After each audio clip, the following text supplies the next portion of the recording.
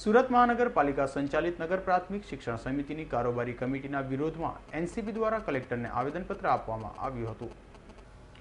રાષ્ટ્રવાદી Congress party દ્વારા કલેક્ટરને અપાયેલા આવેદનપત્રમાં જણાવ્યું હતું કે નગર પ્રાથમિક શિક્ષણ સમિતિની કારોબારી કમિટી જેને સુરત મહાનગરપાલિકા ગરીબ બાળકોના શૈક્ષણિક સ્તર ઉપર લાવવા દર વર્ષે કરોડો રૂપિયાની ગ્રાન્ટ ફાળવી આપે છે, તેટી મંદ બની પૈસા ખાવામાં વ્યસ્ત છે, ત્યારે નગર પ્રાથમિક શિક્ષણ સમિતિમાં આશ્રય રહેલા ભ્રષ્ટાચાર સામે આક્ષેપો કર્યા હતા।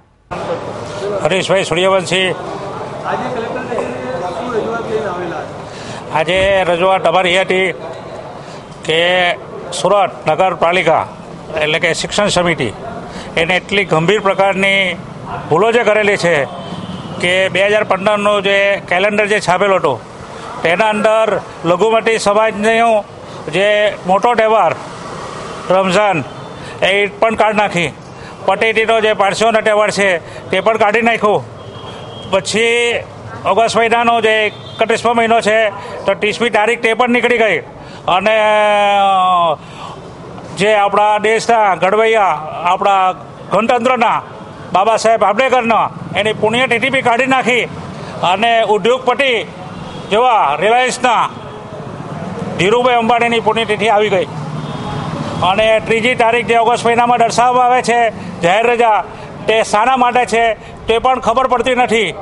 તો જો આ શિક્ષણ ખાતું અને શિક્ષણ ખાતાના અધ્યક્ષ આવી જો ભૂલ કરતા હોય તો સમાજની અંદર બાળકો અને વિદ્યાર્થીઓ ઉપર કેવી અસર થશે? નરેન્દ્રભાઈ મોદી ભારતીય જનતા પાર્ટી કહે છે કે સૌનો વિકાસ સૌનો સાથ, તો આજે લઘુમતીવાળાને પારસીઓને અને દેશના જે ઘડવૈયા જે આપણા ગણતંત્રના જે બનાવનાર કે તેને ભૂલી ગયા છે અને ઉદ્યોગોપતિને અંદર સ્થાન આપી દીધું છે। આવી ગંભીર પ્રકારની જે ભૂલો જે કરી છે તેને વખોડવાને પાત્ર છે અને નગરપાલિકાના સમિતિના અધ્યક્ષના ઉપર તે રાજીનામું આપે અને તેના પર ફોજદારી કાર્યવાહી કરવામાં આવે અને જેને કોન્ટ્રાક્ટ આપી આપવામાં આવ્યો જે તે અધિકારીએ સિગ્નેચર કરી હશે તેનો તાત્કાલિક પગલાં ભરવામાં આવે।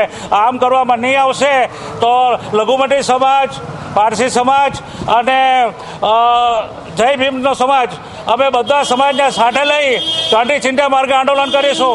આ સખાઈ લેવા એવી પરિસ્થિતિ નથી અને લોકોએ જાણી લેવાની જરૂર છે કે ભારતીય જનતા પાર્ટી એટલી બધી નશામાં આવી ગયેલી છે કે ખરેખર આવા મહાન ભાવોને ભૂલી ગઈ છે, લઘુમતીને ભૂલી ગયા છે, પારસી સમાજને ભૂલી ગઈ છે અને તિરંગા જે આપણો જે દેશનો રાષ્ટ્રીય જે એ ગીત છે તેનું બી અપમાન કર્યું છે અને તેના અપમાન બી કેલેન્ડરના લખી દીધું છે તેનું બી અપમાન કર્યું છે।